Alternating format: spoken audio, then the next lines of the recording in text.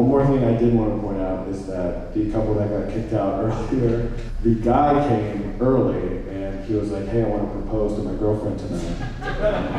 And then she passed out and then I kicked out.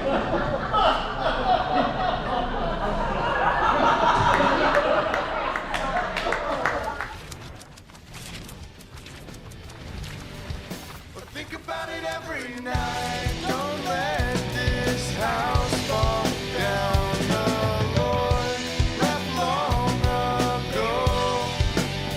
Back at the airport again, flying to Spokane, back at old DTW in the Delta terminal. I'm so excited to be flying Delta this week because I flew American Airlines last week and it was hot garbage.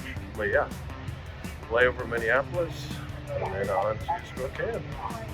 All right, so got in today, 1:30, checked into the hotel, came up here, took a beautiful shoot.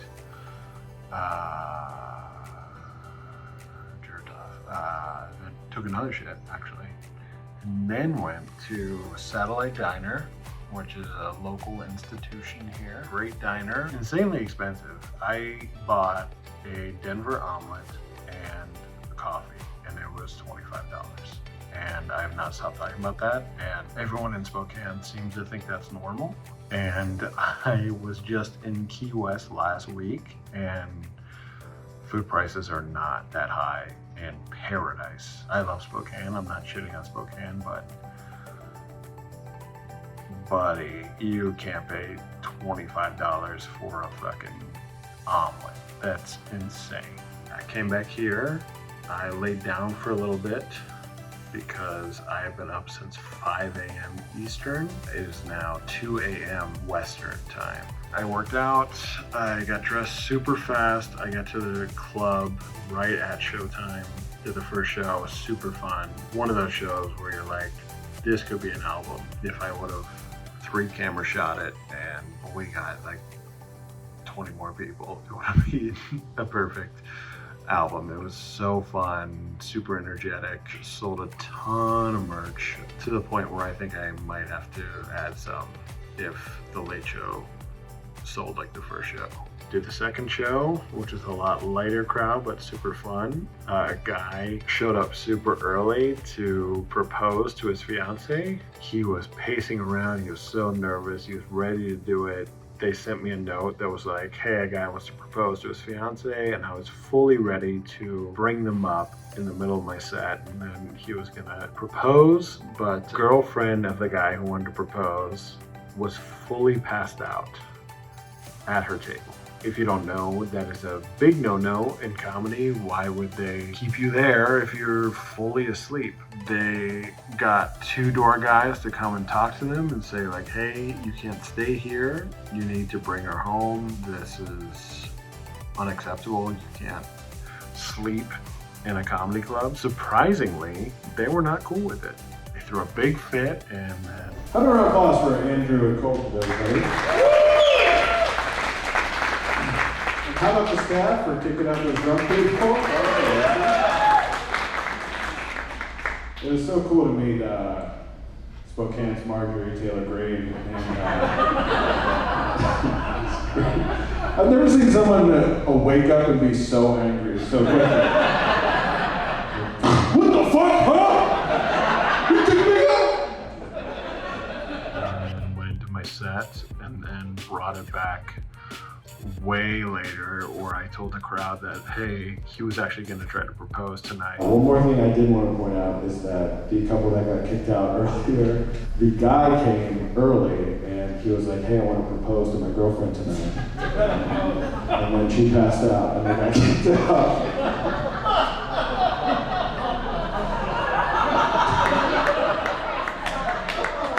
So I hope that happens for him, you know. Let's bring him out here. Let's bring him out here. We've been keeping him in the tub in the back. And then we ended up getting some drinks and hanging out for a long time after the show. So every time I'm here, I get this place called The Onion, which is a bar right across the street from the club. Very good food. But they have this thing that is a combination of a French onion soup and a pot roast. It's so goddamn good. It's so unbelievably good. So I ordered it and it got there 2 minutes before I was supposed to be on stage. I'm not gonna go up there with soup belly.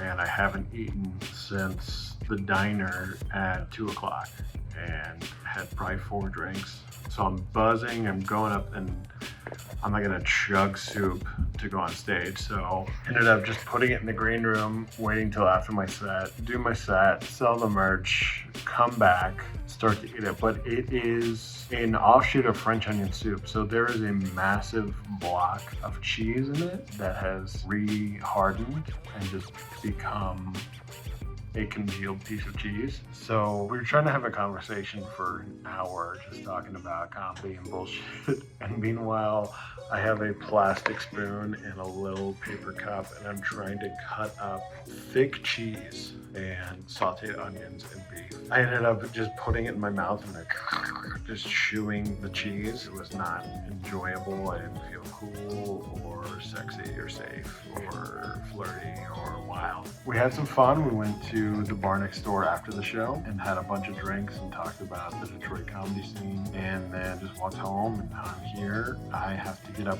early because my buddy Tim McLaughlin wants to do a podcast over Zoom, so I gotta do that.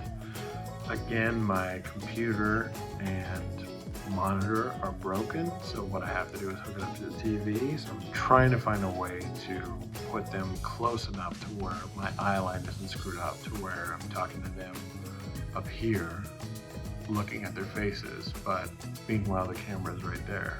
So I'm gonna try to figure that out in the morning. It is now 2:25 and that podcast would start at 10 a.m. So I got to get going, but proud of you. Never been more proud of you. You did it. You did it. Okay. Bye. That's a weird moment for a dad, because you want your son to think you have a big dick, right?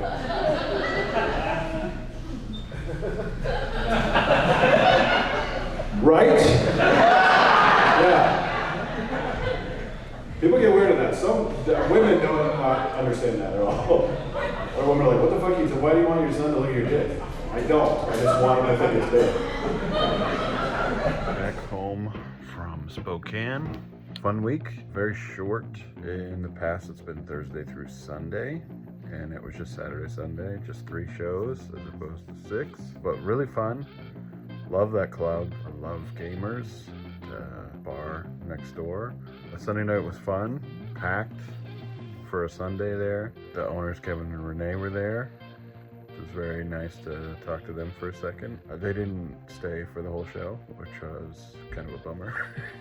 They talked to me beforehand, and I had all my stuff. This was such a classic, awkward for no reason Mike Cronin moment. I walked in, I had my camera, I had my backpack, I had all this stuff, and I talked to them for like 10 minutes, and we're just catching up, and I'm just uncomfortable holding all these things. So I'm like, hey, I'm gonna go put this in the green room. And then I put it in there, and then I just get distracted talking to other people. I love them. They're fun to talk to. I often have a thing with comedy club owners where I treat them like I treated my friends' parents in high school, where I don't want to say anything that will offend them or hurt their feelings, or make them not like me. So I'm just gonna be very quiet and agreeable and basically a little bitch. But everybody's trying to get in here. I was so glad to be back in Spokane. It was great working with Colton and Andrew. Flight back was delayed again, but thank God it was just delayed a couple hours, and then I got to go home same day. The one thing was that I had awful acid reflux on the thing home, and that's from drinking this drink at Gamers.